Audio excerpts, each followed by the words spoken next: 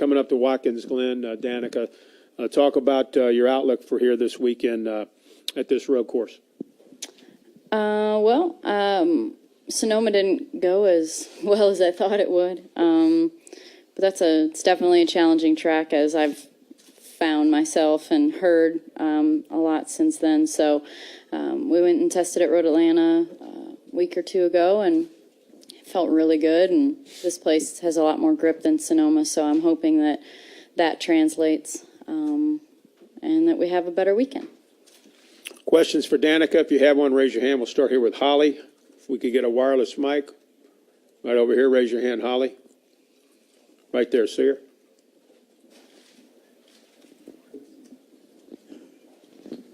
Holly K, NASCAR.com. Danica, obviously, if you could just talk maybe about your reaction to what happened with Tony. How did you find out, and have you spoken to him since to get an idea of, how his spirits are right now?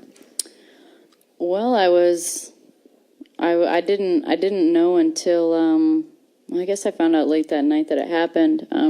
Ricky watches all those races, and it's the most exciting time of the year for them. It's on every night for 10 days or so, and so he said that he crashed, and his team is Jason Johnson. I think he was running like third or second, so they were both doing really well, and he said he crashed and he was airlifted, and then later on, I had woken up because I can't stay up that late, and he said that he broke his leg. So then, we talked to Eddie the next day, Eddie Jarvis, and just kind of kept up with how he was doing, and I've since we went and saw him in the hospital, and he's in typical Tony spirits. He's hassling the nurse and everything you could imagine Tony is, and he has pretty good spirits, but it's one of those things. It happens.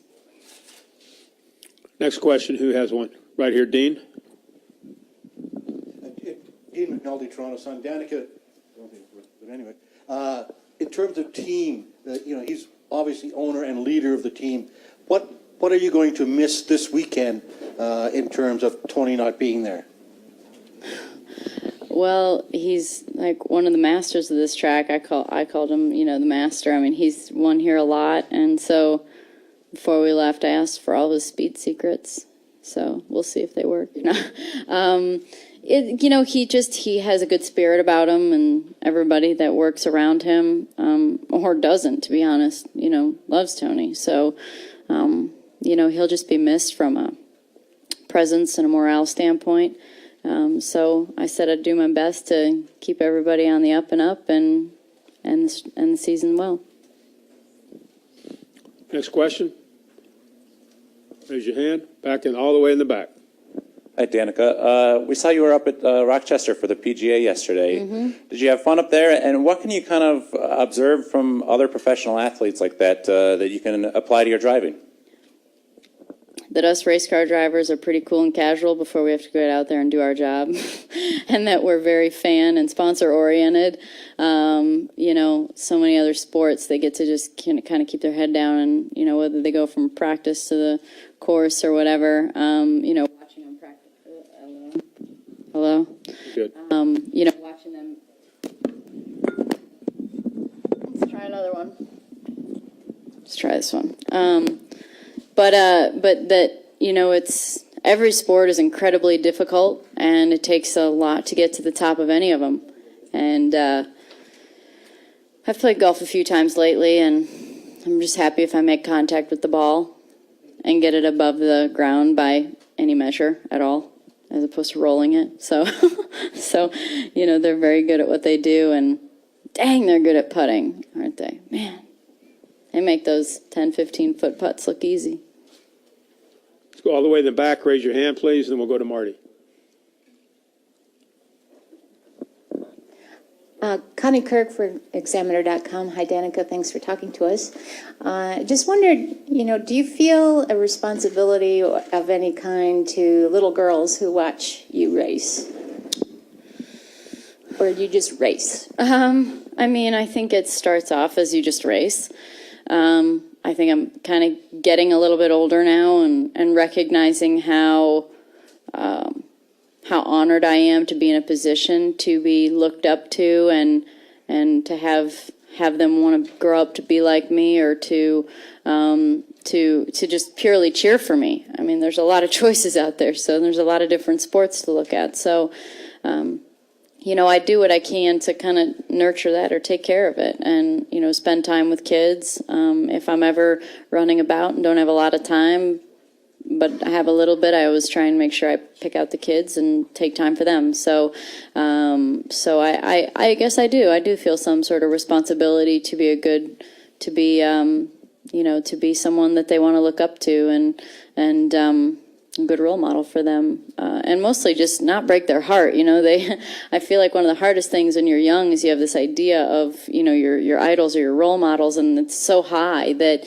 it's hard to not disappoint, because they've built you up so much. So I do my best to just not let them down, and that if I have a second, I at least say hello or wave. There was a little girl at the golf course yesterday. She wasn't little. She was maybe 10. And her dad was telling her who I was as I was walking by, and I could hear it all happening. It's right behind me, and he had said hello, and so as I kind of turned off to walk another way, I looked over just to wave at her. Like, it would be easy enough for me to just keep walking, and they didn't say anything to me. They didn't try and say hello again or take a picture or anything. But I thought, what, I can tell that she figured out who I was, and she thought that was cool, and so I just turned around to wave at her. She'll have that story now as opposed to me walking away. So just little stuff like that. Let's go to Marty Smith. Marty, you have a question? Marty Smith, ESPN. Danica, how do you think it will affect Tony to watch someone else drive his car? I mean, I don't know, but, I think that he understands what happened and, where he is where he is. And,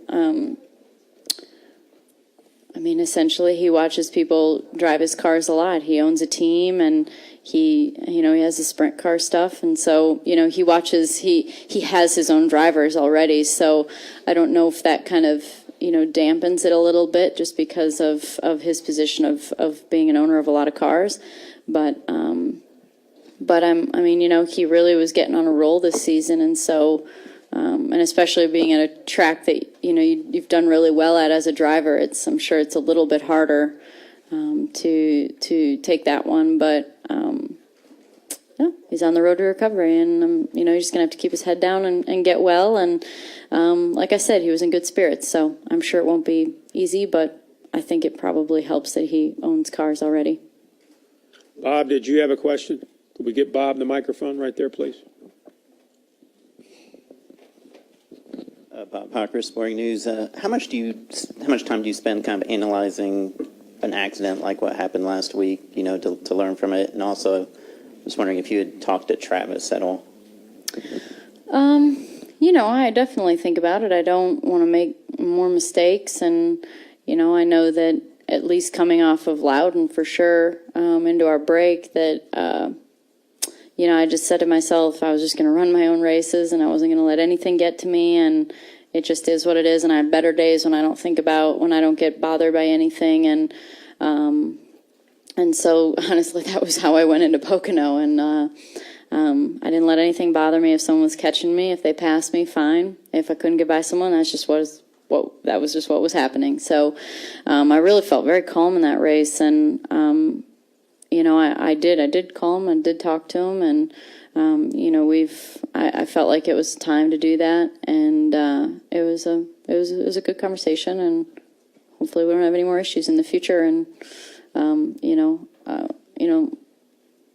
it's not good to crash cars, so I don't want to be in that position. I don't want to be in the position to take anyone with me.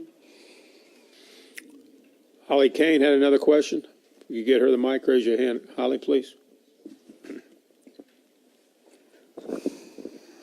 Holly Kane, NASCAR.com. Danica, I wanted to ask you, and you'll know this because you drive for Tony, but Zippy's indicated, that Tony felt bad because he felt like he let the team down, and he let, people down by his being injured. And Jimmy Johnson and Dale Jr. have said, him going out and racing in these sprint car races is what makes him Tony. It helps the sport. It's a good thing. Where do you kind of fall on that? Well, I mean, it's not a mystery. He loves racing sprint cars. He has a team. He races them all the time. And, you know, like when we were there saying hello, obviously you get a lot of people on both sides of the fence about, you know, the safety of sprint car racing. But, you know, like I said, beep happens, you know, blank happens. It just does. And nobody at the team is mad or upset. We feel bad for them. And, you know, we all want them around. And there's no, there, and that at the end of the day, those are the most important people, are the people around you. So none of us are mad whatsoever. We just feel bad for them.